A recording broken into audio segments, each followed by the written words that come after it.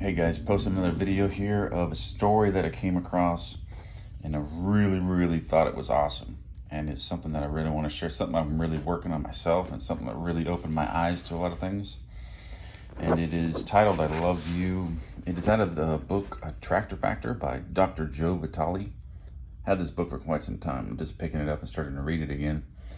But I went through it before. It's awesome. This is a second edition. I don't know. This is I've had this since I think 2017. So they may have newer editions than this, but this one is awesome. And I want to share this with you here. It's titled "I Love You." Okay, it's a short story. A few years ago, I heard about a therapist in Hawaii who cured a complete ward of criminally insane patients without ever seeing any of them. The psychologist would study an inmate's chart, then look within himself to see how he created that person's illness. As he improved himself, the patient improved. Wow. When I first heard this story, I thought it was an urban legend. How could anyone heal anyone else by healing himself? How could even the best self-improvement master cure the criminally insane?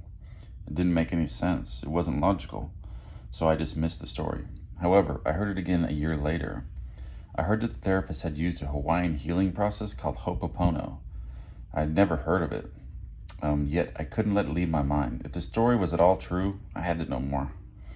I had always understood that total responsibility to mean that I am responsible for what I think and do. Beyond that, it's out of my hands. I think that most people think of total responsibility that way. We're responsible for what we do, not what anyone else does. The Hawaiian therapist who healed those mentally ill people would teach me an advanced new perspective about total responsibility. His name is Dr. Halakikala Hugh Lin. We probably spent an hour talking on the phone on our first phone call. I asked him to tell me what the complete story of his work as a therapist. He explained that he worked at Hawaii State Hospital for 4 years. That ward where they kept the criminally insane was dangerous. Psychologists quit on a monthly basis. The staff called in sick a lot more or simply quit. People would walk through that ward with their backs against the wall, afraid of being attacked by patients. It was not a pleasant place to live, work, or visit. Dr. Lin told me that he never saw patients. He agreed to have an office and review their files. While he looked at those files, he would work on himself. As he worked on himself, the patients began to heal. After a few months, patients that had to be shackled were being allowed to walk freely, he told me.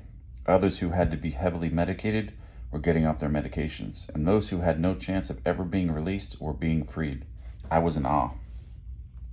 Not only that, he went on, but the staff began to enjoy coming to work.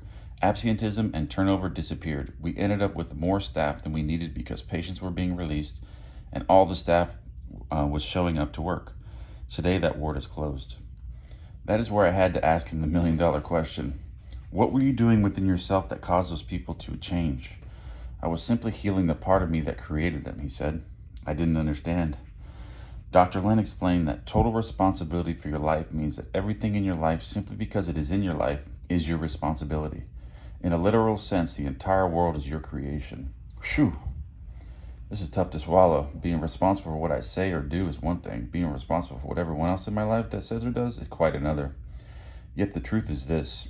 If you take complete responsibility for your life, then everything you see, hear, taste, touch, or in any way experience is your responsibility because it is in your life. This means that terrorist activity, the present, the economy, anything you experience and don't like is up to you to heal. They don't exist, in a manner of speaking, except as projections from inside you.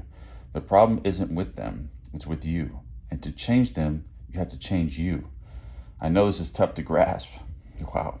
Let alone accept or actually live. Blame is far easier than total responsibility. But as I spoke with Dr. Lin, I began to realize that healing for him and in self-identity, Ho'oponopono means loving yourself. If you want to improve life, you have to heal your life. If you want to cure anyone, even a mentally ill criminal, you do it by healing you. I asked Dr. Lin how he went about healing himself. What was he doing exactly when he looked at those patients' files? I just kept saying, I'm sorry and I love you over and over again, he explained. That's it? That's it. Turns out that loving yourself is the greatest way to improve yourself. And as you improve yourself, you improve your world. Let me give you a quick example of how this works one day. Someone has sent an email that upset me. Okay, this is going to another story now. I'm gonna go ahead and leave that at that, but this was a story I really wanted to share with you guys, and I really hope you enjoyed it. It was very insightful for me, and I'm gonna start working on this within myself and start healing myself and loving myself, and I encourage everyone else to take advantage of this and really look into this and really try to apply this yourself. And again, it's titled I Love You, and it's out of the Attractive Factor by Dr. Joe Vitale. All right, guys, leave some comments and questions, and I've got a lot more ideas. They're coming. Stay tuned.